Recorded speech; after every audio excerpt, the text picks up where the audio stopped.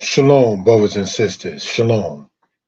Giving honor and praise unto the Most High, the Creator, the Maker of heaven and earth. My name is Yeshaya Yisrael of the tribe of Dan, of the nation of Israel.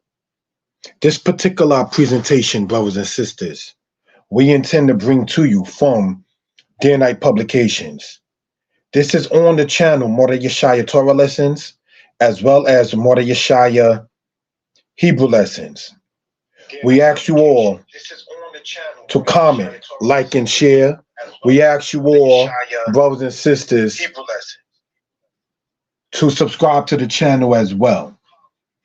Brothers and sisters, in giving honor and praise unto the Most High, the Creator, the Maker of heaven and earth, we are going to do a Hebrew presentation tonight, and not the same kind per se this coming so-called Friday night, which is Shabbat, which is also Sukkot, because of it being Sukkot.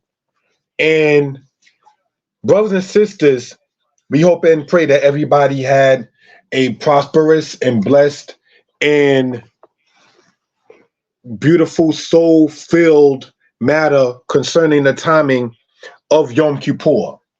We hope and pray, brothers and sisters, that everybody is well and will be better. So without any further ado, brothers and sisters, we are going to pull up the presentation and let us get into this matter for edification purposes. Thank you for that.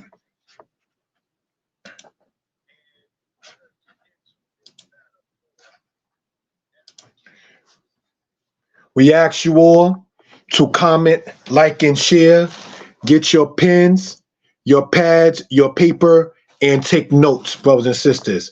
Also, we ask you to get your phones if you care to take any screenshots. If I can be heard well and people are in good spirits, please type in the number 4.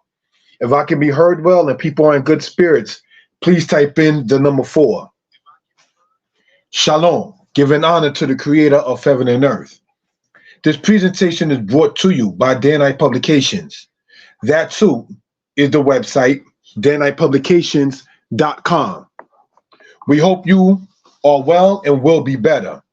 We ask you all to subscribe to the channel, comment, like, and share. We can be reached at YYISRAEL, the number 22, at yahoo.com. Thank you for that. Thank you for that, my brother Yirmiyahu. Thank you. Let's continue in this. Here we see Deuteronomy chapter 6, verse 4. And that's just a little correction I have to make, believe it or not, only human. 4, verse 6. All right. So let's go back to this in this particular case.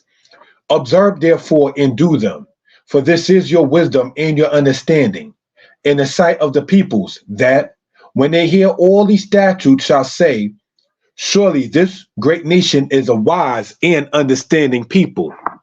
So let's look at this, brothers and sisters, for edification purposes. Now we're going to go, brothers and sisters, and take the, if we will, the laser pointer and go over to the right-hand side and look at it from the Hebrew. Ush moratim.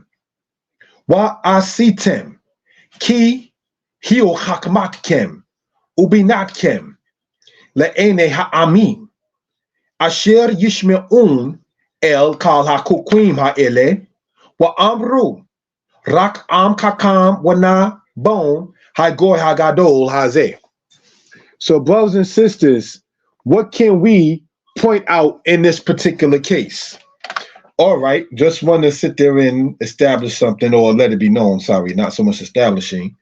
But you see this word here, Hagoy, being highlighted there, the bottom line on the right-hand side, is this word translated here as people. Goy, in the plural being Goyim, does not mean like heathen or Gentile or something that might be considered by some derogatory. All right, so just want to point that out for reference purposes. Now, it goes on to say, brothers and sisters, looking at this, right, with the laser pointer, Observe therefore and do them, for this is your wisdom and your understanding in the sight of the peoples. All right, so as we pointed out on Yom Kippur, even before we get into the matter of the Hebrew, let's talk about the law. The law is your wisdom and your understanding. Because by the law and knowing how things should be judged and dealt with and so forth, that is how people know your intelligence level. That's how people be able to sit there and know your patience level, your understanding, and your wisdom level. Case in point, it tells us that the servant in the book of Exodus, if he says, I love my wife, my children, I will not go free. Now, a mother by default too loves her children. So when we read, honor thy father and thy mother, which is a law, wisdom will tell us that parents will do things to, not that they have to do things to gain the honor, but will do things to want to maintain that particular thing. That you will not want to sit there and just be able to say, well, you know what, I'm your parent, so therefore you got to honor me. That's already known, that you're the parent. It's already known who the child is.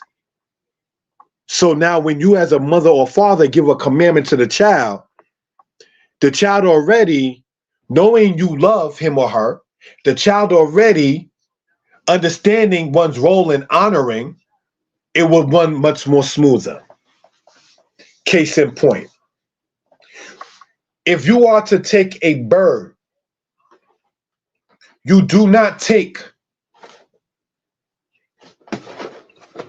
the matter of the mother and the children.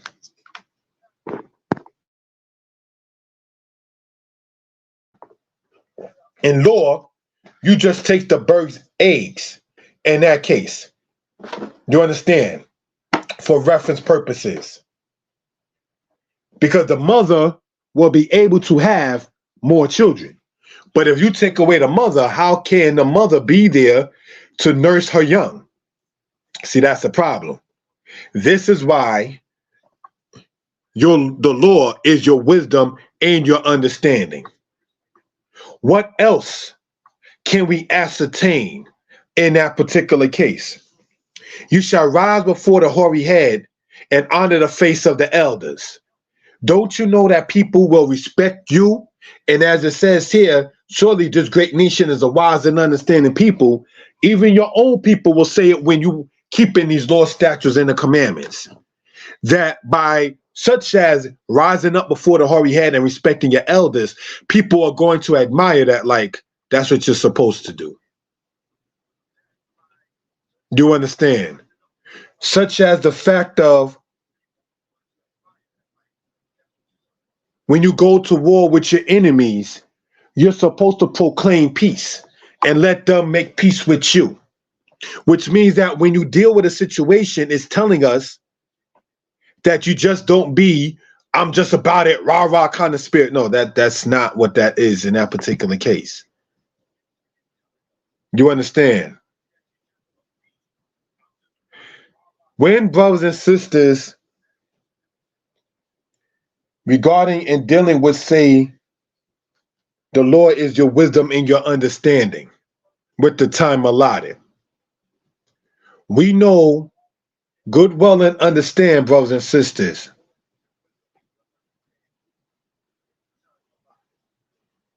that it says, you shall diligently teach your children. Just as we read that the children are supposed to honor their parents, the parents are supposed to teach their children. So it's a communal matter in that particular case.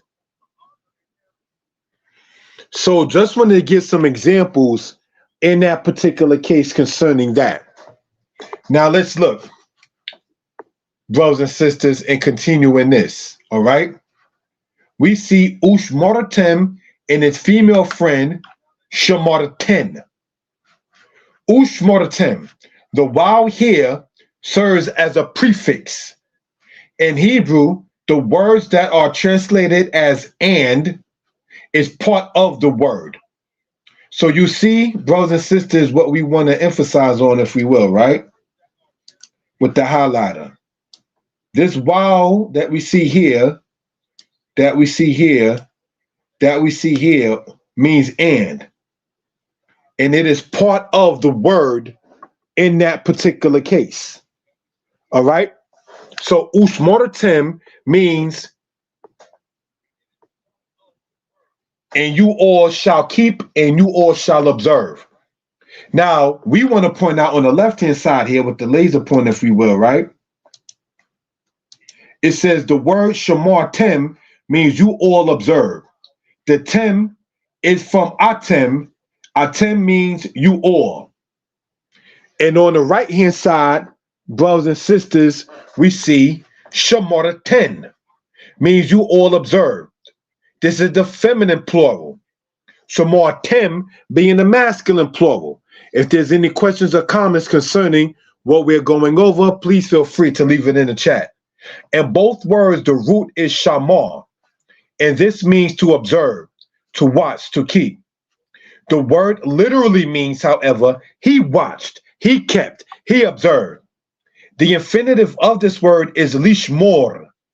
All right, so how would you say I want is ani rotse as a male, and I want as a female will say ani rotsa. You understand? So looking at it in this particular case, ani rotse lishmor, I want to watch. It's how a man would say it. A male would not say ani rotse shamar if one is saying I want to watch. A female would not say ani rotsa shamar if she is saying I want to watch. All right? So these are just things we care to bring out and point out for edification purposes. All right? Thank you all for that in that particular manner. Let's continue in this. And it goes to say here, wa asitem and his female friend, wa asiten. Wa asitem and you all shall do. The w or wow serves as a prefix. This means and. Asitem means you all did. So now what I want to do is highlight, if I may, right?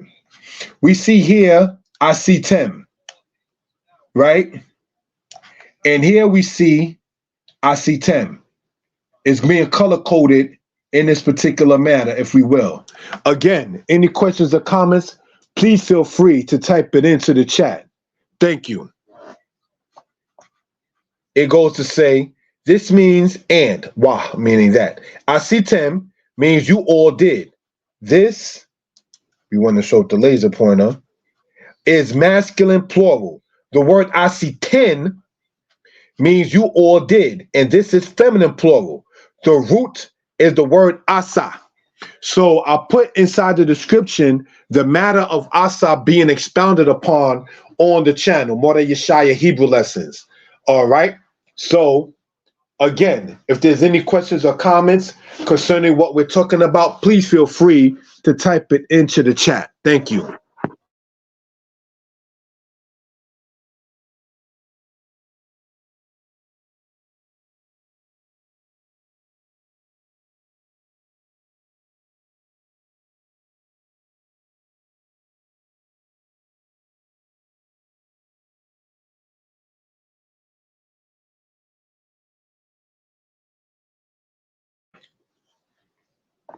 The next thing we want to go over is the while consecutive is when a while is a prefix in biblical Hebrew and shows the past tense verb in the future tense in the past. Are there any questions concerning the matter of the while consecutive, also called the while hakipuk? Please type it into the chat.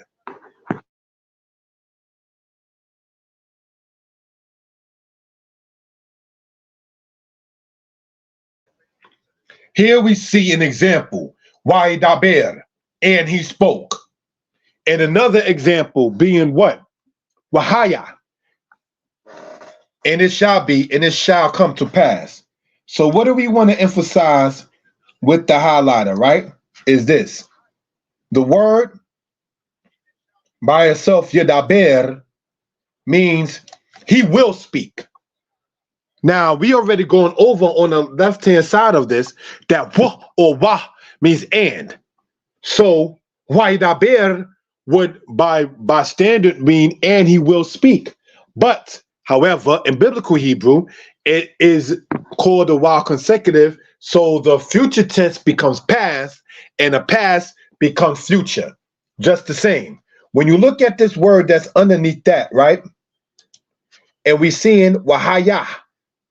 Haya means he was or it was. Wahaya means and it shall be and it shall come to pass. All right. So this is something we want to point out for edification purposes. All right. So let us continue, brothers and sisters, in this particular case. Again, any questions or comments, please feel free to type it into the chat. I'm able to see the chat both on the Mordeh Yeshaya Torah lessons as well as in the chat on Mordeh Yeshaya Hebrew lessons. All right, thank you for that. Let's continue on with the time allotted. Kihiu. This means for it is. This it is written in a masculine form and pronounced in a feminine. This is what you might want to call one of those irregularities. All right. But don't let that, for the lack of a better term, trip you up. What it's still saying is it is. All right. So we just want to point that out for reference purposes. Okay. Let's continue. And look, Hebrew is Easy, Volume 1. This book you can get on Amazon for those who are interested. All right. Hebrews Easy, Volume 1, author named after me, Yeshaya Yisrael. All right. So just want to point that out for reference purposes. We're going to speak about the future of the Hebrew classes in this presentation. Let's continue. Chakmatkem ubinatkem. Chakmatkem, your wisdom. The Hebrew word for wisdom is kakma. The Hebrew word for wise is kakam. Now remember when we went over this portion right here, and this is why we ask people to get their pens, their pads, their paper, and to take notes, right? Let's look. Where do we see the word kakam on the right-hand side? Right here. And the translation of it shown, highlighted, or underlined there in the green, brothers and sisters, is the word for wise. All right? So just want to point that out. I'm being asked two things I wanted to address. Words having gender and numeric values was something that originated with our ancestors or the Gentile Jews. First, no. Gender, the Most High created man and woman, male and female, when we read in Genesis. That's before even Israel existed. So a lot of languages, inclusive of Hebrew, would have a masculine and a feminine form. Now, the numeric value was not, to my studies, correct me if I'm wrong, was not started by, quote, Gentile Jews. All right. So just want to point that out for reference purposes. Hopefully that answered your question. All right. I want to address something else in the room. And this is no disrespect. We may have different understandings of certain things, even though this is a Torah-centered and Hebrew class. In this presentation, as in on this channel, we do not believe in Jesus Christ. I see the comments saying Shabbat Shalom, peace and blessings. Jesus Christ loves you. And I don't mean to offend no one. And I know people have different understandings of certain things. And I want this to be presented to the world, essentially, or to the masses of people. But we do not believe in saying that Jesus Christ loves us. The Most High loves us, we hope and pray. and we want to love the Most High, our King. All right, so these are things you just want to point out, not sidebar, but just to point that out for reference purposes. All right, now looking at it in that particular case, let us continue, brothers and sisters, in that matter. All right. If there's any questions or comments, please feel free to type it into the chat. This program, Danitepublications, More Than Yeshaya Torah lessons, More Than Yeshaya Hebrew lessons, essentially is Old Testament or Tanakh centered. All right. Hopefully there was no misunderstandings or anything offensive stated to anyone on quote either end. So just want to point that out, that the word hakam, you see there in the green on the right-hand side underline, and it means wise. So when we go back here, brothers and sisters, in this particular case, right? And it says, all right, that book again, you can get online. The Hebrew word for wise is kakam. Kakma means wisdom. Check. Kakmat means wisdom of. Check. The hay becomes a towel when showing possession. Check. What do we mean by showing possession? What we mean by that, brothers and sisters, is this.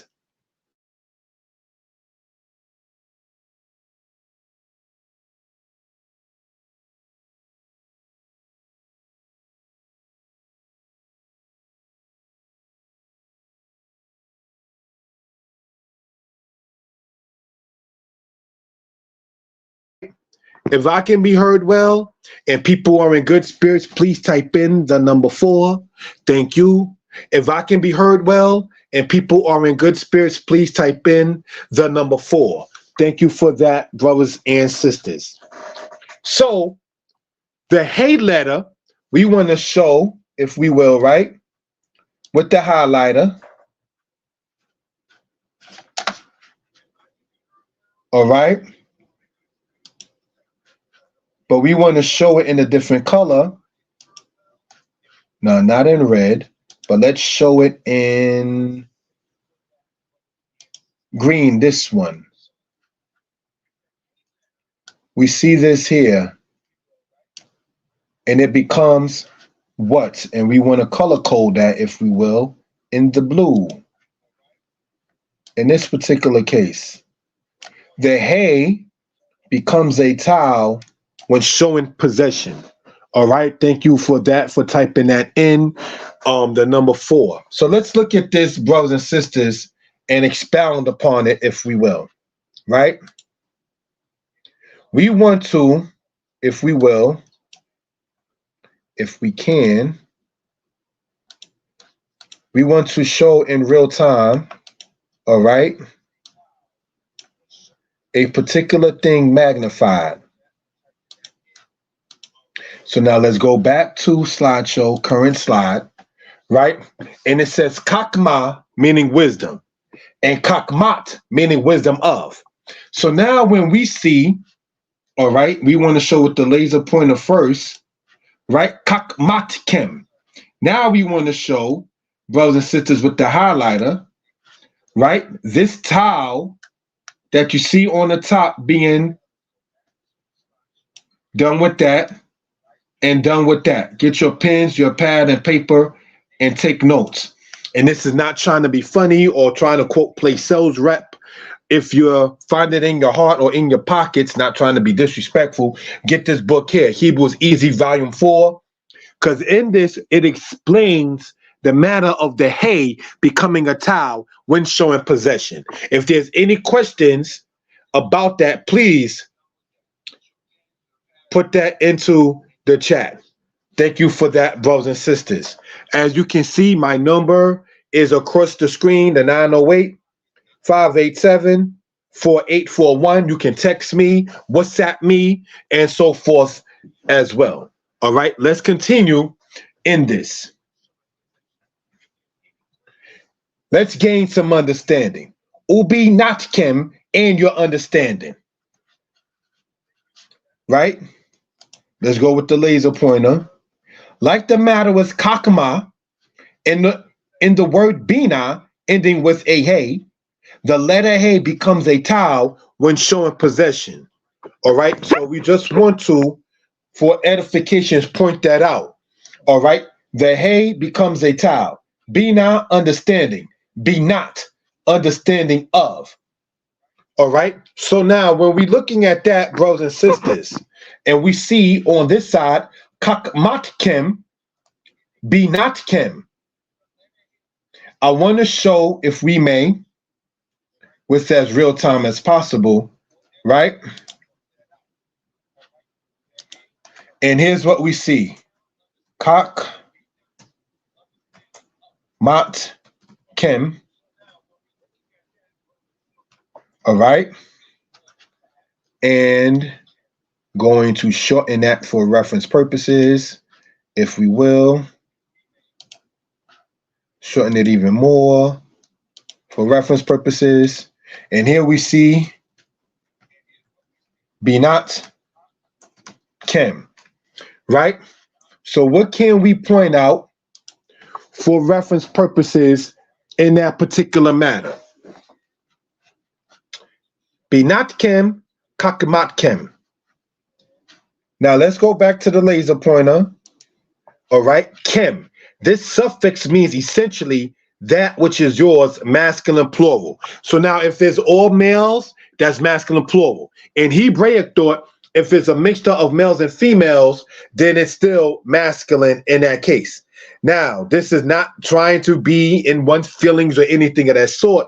Hebrew is not what you would call misogynistic, nor is it of misandry. That is to say, it is not of hatred of males, nor the hatred of females. All right, it goes in cohesive and interdependent of each other in that manner, because you can't have certain things done in Hebrew without the feminine principle. And we're going to get into that in this lesson. Get your pens, your pads, your paper, and take notes. Thank you for that. Let's continue. Now let's look. Le'ene ha'amim.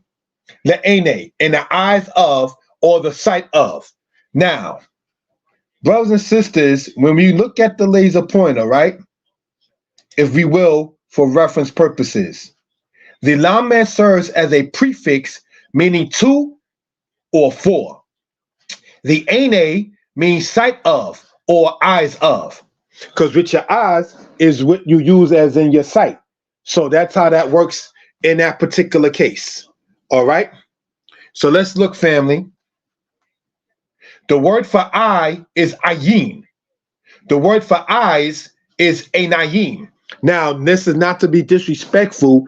In Hebraic thought, ani means I, like I am, the pronoun. You cannot switch ayin or ayin for ani. Like in English, they try to say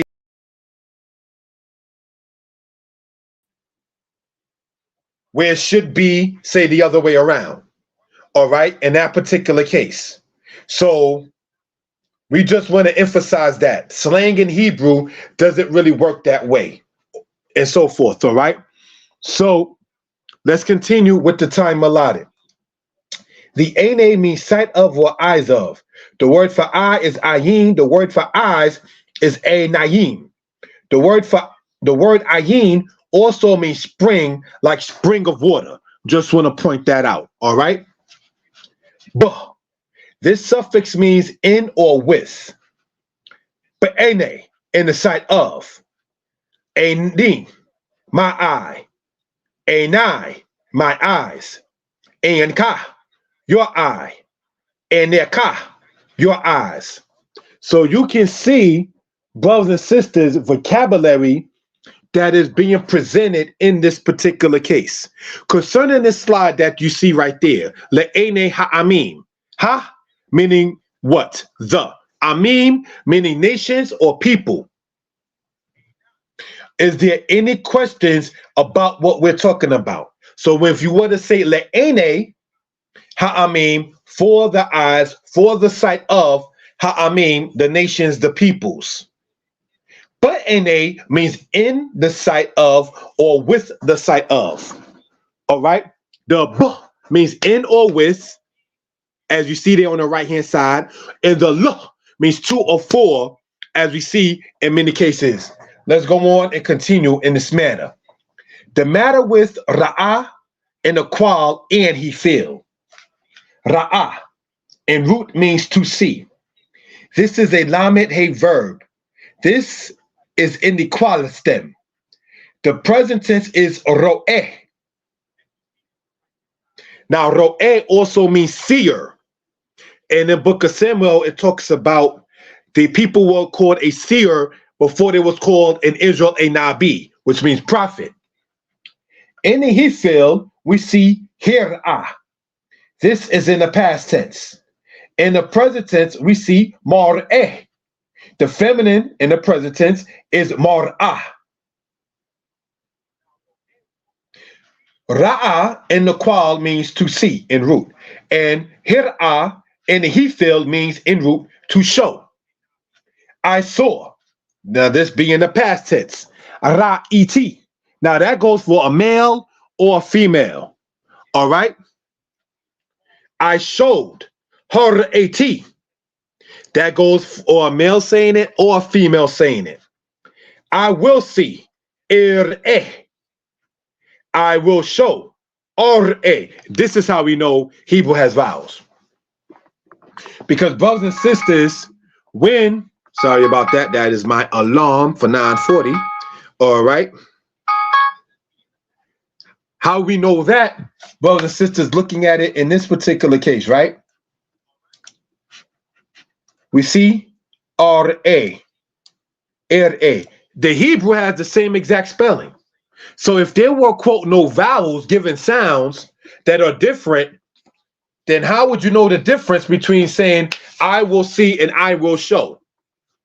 Now, we've gone over, brothers and sisters, in the past that the Hifil in general is the causative of the qual stem. All right. So now, in light of that, if the Hifil in general is the causative of the qual stem, what do we see? Ma'anaknu ro'im. What do we see? And let's use the pen, if we will, for this. Right? The T. And we see here the T. Now, in the past tense, in any of the 7 stems, right? The past tense is noted by the suffix.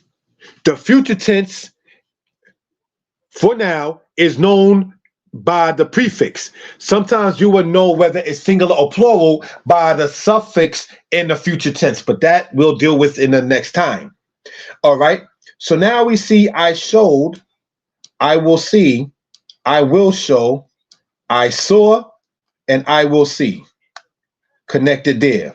Then we have I showed and I will show connected there.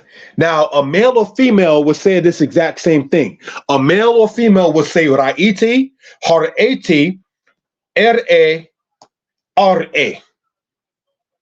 Now, we've gone over, if you get the book Hebrews Easy Volume 1, the matter of the pronouns that are what you call object pronouns. OT is me. And under that, you have otka, which is you. So if you were to say a lady speaking, ani ra'iti otka, I saw you. In the next lesson, we're going to get into is showing how easy Hebrew is. If there's any questions or comments concerning that, please let it be known. Any questions or comments concerning that, please let it be known. Let's continue, brothers and sisters. Let's raise the bar from the qual to the Hifil. The word mar'eh also means sight, appearance, or vision. The word mar'ah also means vision or mirror. So how we say I see, we pointing out means what? Ani ro'eh, I see. I'm asked, what's the difference between the Hebrew you speak versus the Gentiles you speak, and do the words still hold the same meaning if you both were reading the same Torah? Okay, let me, not to get sidetracked, but I do appreciate the questions because I do ask. Put your questions and comments in it. Jewish people in general do what they call daveling, if I'm not mispronouncing it.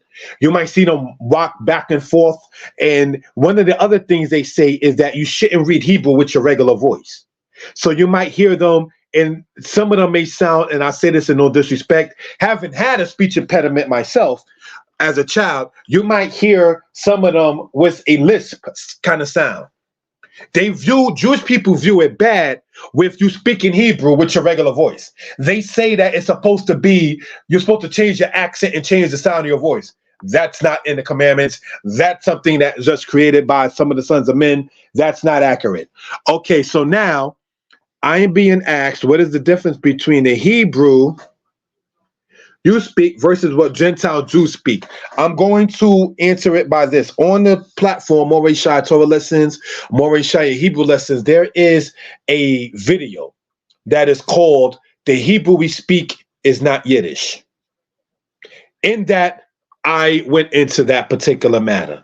There is a video, and I'm going to, all right, take the time here now, if I may. Thank you for that. And type it into, if we will, the chat.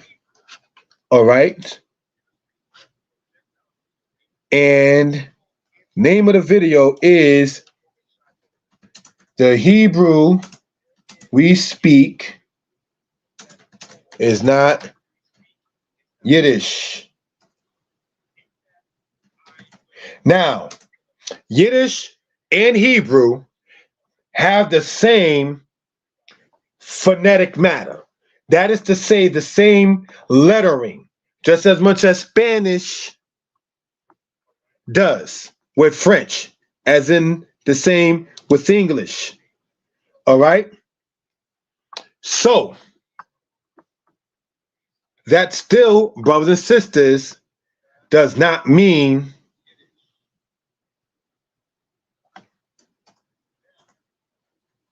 that it is one and the same.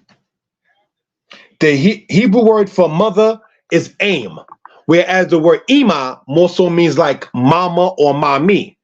The Yiddish word for mother is mutar. So it will be written per se, all right, with the same kind of phonetic matter, but it is not the same in other cases. So hopefully that answered the question in that particular case. So I want to show this, if we will, on the screen. The Hebrew we speak is not Yiddish. That is a video that you can see if you go on my channel, and it gets into that very meticulously. All right. So let's pull us up again. Thank you for that question, my friend. I don't know if you're an elder to me or a youngster, so I just say friend, and I mean it from my heart when I say that. All right. So just want to point that out for reference purposes. Thank you for that. The letter Hey and the letter Mem we see are important regarding the stems. Most Hebrew verbs are in the qual stem. Asa, shata. Asa in root means to do. Shata in root means to drink. Kofatz in Hebrew in root means to jump. Halak in Hebrew means to walk. Most of the matter of the Hebrew verbs are in the three-letter qual stem, all right? And many are able to be formed to the he-fill stem. In both the qual and he-fill stem, there is a command form. What do we mean when we say there's a command form? You have, for instance, the word shata in root means to drink. The way you would command a male to drink is the word shite. The way you would command a female to drink is the word shati. All right? So just want to point that out. When we say command form is when you're speaking in, quote, the infinitive on what you're telling someone to do in that particular matter. All right? Any questions or comments concerning that, please feel free. Again, type it into the chat. The past tense in the he-fill stem is prefixed with a hey. The present tense in the he-fill stem is prefixed with the mem. That's why we say earlier, the letter hey and the letter mem we see are important regarding the stems. All right? Next slide, please. The simplicity of Hebrew. Let's show this. He's queef. Some may say he's queep. saying that the face should be a pay. No argument. He looked down. He viewed. That's what it means. In the present tense, we see mashquif. The feminine being mishakwefet. So now we have gone over in several instances, right? The matter of ani, ata, at, hu, he, anaknu, atem, and him and hey. So now, knowing and judging it in that particular case, a male would say, ani mashquif.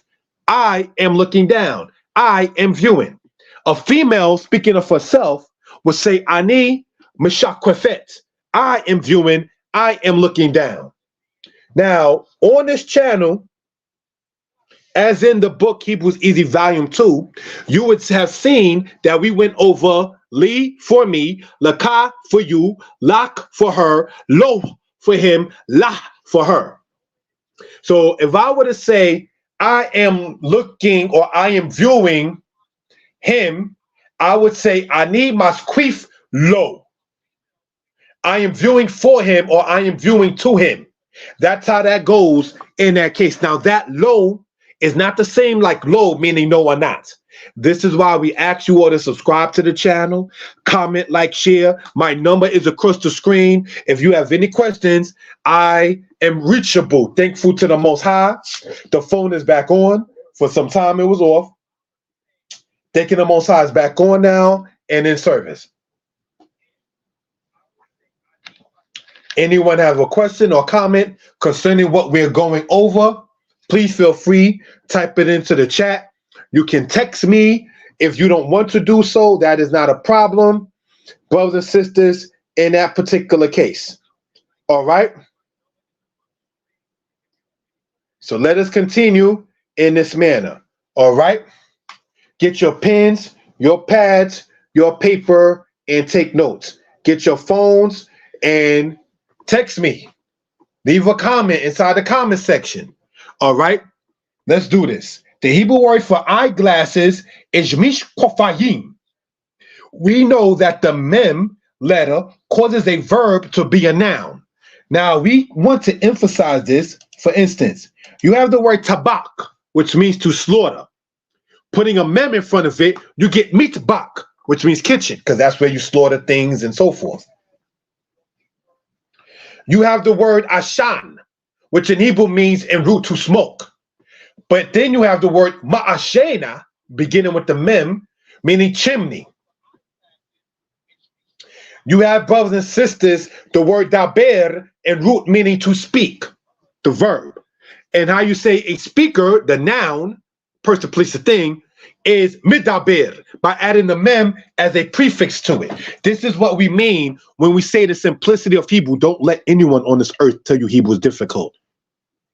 If you are hearing that Hebrew is difficult, give him or her my number or my email, because he or she is giving false information.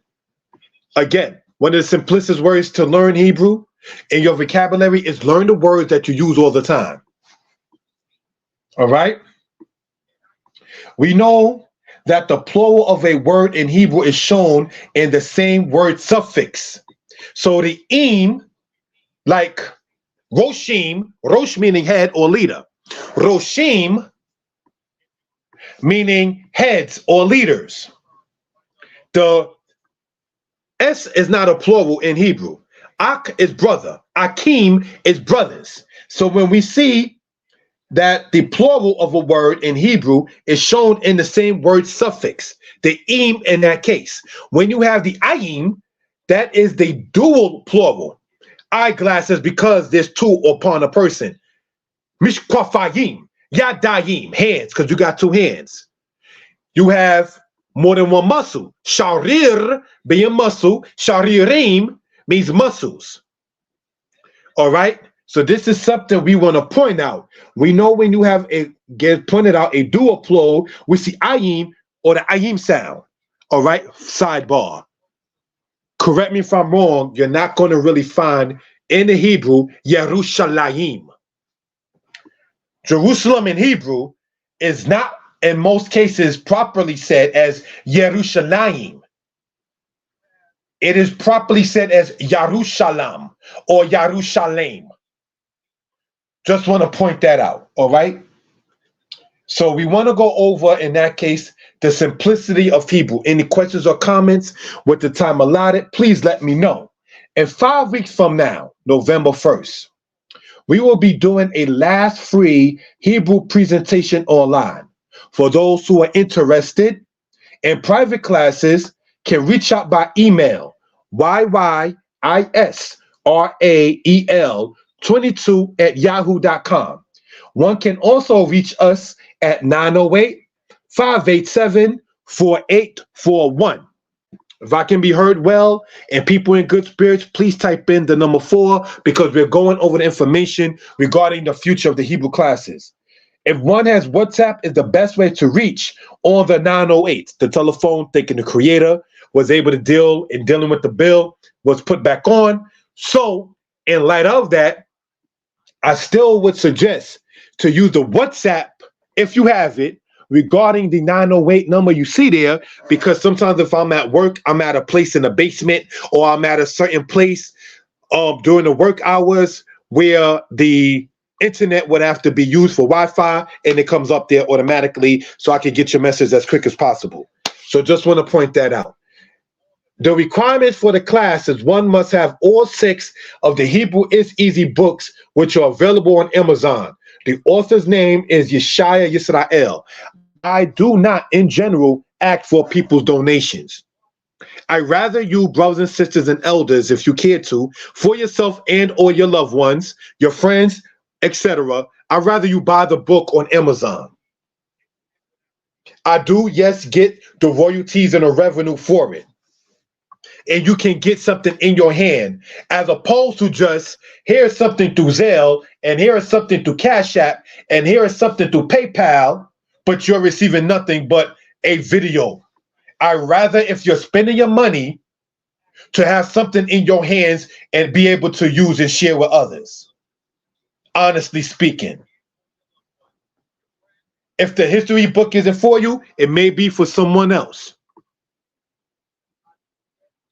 You understand? So that is the email to reach me at. That is the number to reach me at, brothers and sisters. All right? So we ask you all to subscribe to the channel, comment, like, and share. Shalom. Again, giving honor and praise unto the Most High, the Creator, the Maker of heaven and earth. We hope and pray that everybody is well and will be better. The presentation regarding the last Hebrew class for free will not be on Moreh Yeshaya Torah lessons. It will be only on Moreh Yeshaya Hebrew lessons. All right, I'm going to be advertising it through my Instagram, and I'm going to be advertising it in my YouTube. I'm going to make a prelude to what it is and share it out with people. Hopefully others will share it and so forth. And what we want to point out in that, brothers and sisters, the last free Hebrew class, get your pens, your pads, and paper and take notes. The presentation, we intend, and is not trying to be funny, to be the way it's looking about 4 hours. So we're going to start at 7 p.m. and it may go as long as to 11 p.m. We're going to go over Bereshit bara Elohim. Is not saying, and he created God. We're going to go over not Zor and Nazar. We're going to go over the matter that Hebrew boy asked regarding Yiddish in Hebrew. We're going to go over why Gematria is not the worst thing, but not always a reliable thing. We're going to go over what Zephaniah, the prophet, is talking about when it says that the Most High will turn to the people a pure language. These are things, among other things, that we're going to go over. It's intended, from the way it's looking, to be as long as 4 hours. November 1st, only on the channel, Moreh Yeshaya Hebrew lessons. All right, so we asking you subscribe to the channels, comment, like, share in this particular case. All right. Hopefully everybody is well and will be better. Shalom.